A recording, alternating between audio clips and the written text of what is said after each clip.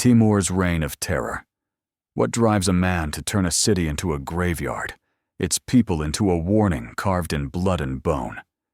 In December 1398, under a merciless sun, 100,000 captives stood bound and helpless, their fate sealed by Timur, known as Tamerlane, the most dreaded conqueror of the late medieval Islamic world. His was not a mere clash of swords, but a calculated act of annihilation, designed to etch his name into history with fear. By the time Tamerlane reached the gates of Delhi, he had already carved a trail of destruction from Central Asia through Afghanistan and into northern India. His campaign was not one of conquest alone, it was one of terror, and Delhi was its next victim. The Battle of Delhi began on December 17, 1398. The defending army of the Delhi Sultanate, led by Sultan Nasir-ud-Din Mahmud Shah Tughlaq, was vast but hastily assembled. Many of its soldiers were elephants, armored in chainmail and spikes. According to the chronicler Yazdi in the Zafarnama, Timur's strategy neutralized this threat by loading his camels with straw, setting them ablaze, and sending them into the enemy lines, throwing the elephants into chaos. The Delhi forces disintegrated. The city was left defenseless. But the massacre did not begin during the battle. It came after. Tamerlane had captured over 100,000 mostly Hindu prisoners during his march. Once in Delhi, he feared they might rebel during the occupation. According to contemporary Persian sources like Nizam al-Din Shami, and later corroborated by Arab historian Ibn Arab Shah, Timur issued a chilling command. All 100,000 prisoners were to be killed in a single day. Executioners worked methodically through the night. Chains rattled. Bodies fell in heaps. No exceptions were made, not for the elderly, nor for children, nor for women. Ibn Arabi later wrote, "The sword of his wrath spared neither the weak nor the strong." This was not mere bloodlust. It was psychological warfare. The scale of death delivered a brutal message to all who might consider defiance. Resistance meant annihilation. The Skull Pyramid, Tamerlane's gruesome warning to rebels. When the people of Isfahan rebelled against Timur in 1387, they could not have imagined the scale of the retribution that would follow. What began as a surrender quickly transformed into one of the most horrifying massacres in medieval history, one immortalized not in chronicles alone, but in pyramids of human skulls. Isfahan, a wealthy and culturally vibrant city in Persia, had initially submitted to Timur without resistance. Known as Amir Timur, the Central Asian warlord had already subdued much of the Iranian plateau. His administrators were stationed in the city, collecting tribute and enforcing order. But soon after, an uprising erupted. Local citizens reportedly killed a detachment of Timur's occupying troops, an act that, in his doctrine of vengeance, demanded absolute and public punishment. According to the 15th century historian Sharaf ad-Din Ali Yazdi, in his official biography Zafarnama, Timur responded with precision and merciless resolve. He ordered a general massacre of the population. Yazdi records that 70,000 people were executed. Other chroniclers of the time, including the Arab historian Ibn Khaldun, place the number as high as 200,000. But it was not simply the number of the dead that stunned the Islamic world. It was how their remains were used. After the slaughter, 28 towers built from human skulls were raised around the city. Each tower was composed of hundreds, even thousands of heads. The intent was unmistakable.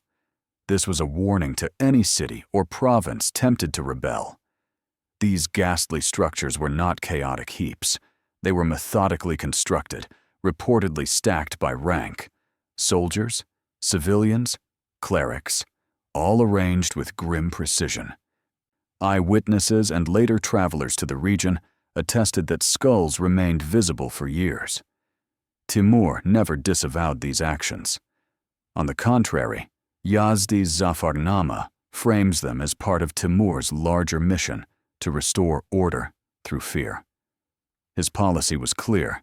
Defiance would be answered not with negotiation, but annihilation. The skull pyramids of Isfahan were no mere aftermath. They were monuments of warning. Buried alive. The fate of defeated soldiers. They believed his word.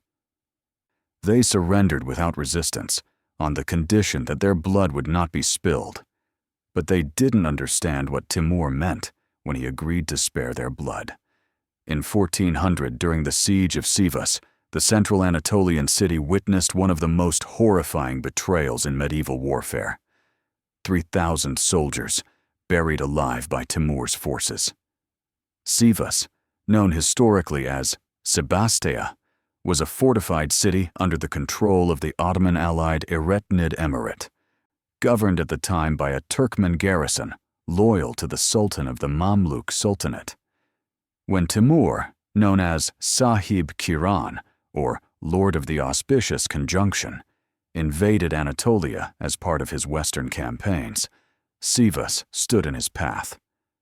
After a brief siege, the defenders, believing they could preserve their lives, agreed to surrender. Timur is recorded by the Persian chronicler Sharaf ad-Din Ali Yazdi in the Zafarnama as having promised the defenders that no blood would be spilled. But his interpretation of the promise was chilling. Instead of killing the garrison by the sword, he ordered 3,000 soldiers to be buried alive.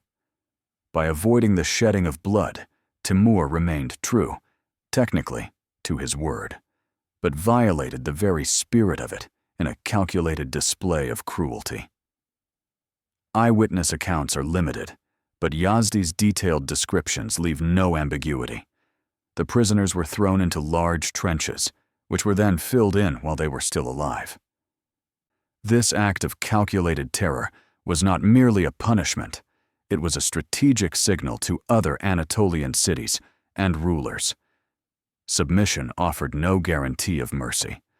The horror of Sivas sent shockwaves through the region. Cities that had considered resistance quickly reconsidered. The psychological warfare Timur waged was often more devastating than the physical destruction his armies caused. His reign of terror did not rely only on mass executions or burning cities. It also rested on distortions of honor and twisted definitions of mercy.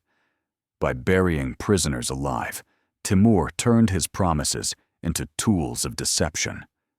At Sivas, the earth itself became the executioner. And long after the last breath was smothered beneath the soil, the memory of that betrayal endured. Timur's campaigns were not mere wars of expansion. They were deliberate exhibitions of fear, etched in fire and bone. Cities did not fall. They were erased. His rule shattered resistance, but at a cost that still chills the pages of history. These events challenge us to ask, when power abandons mercy, what remains of humanity? Not every empire is built to last, but some are built to be remembered. Timur made certain of that.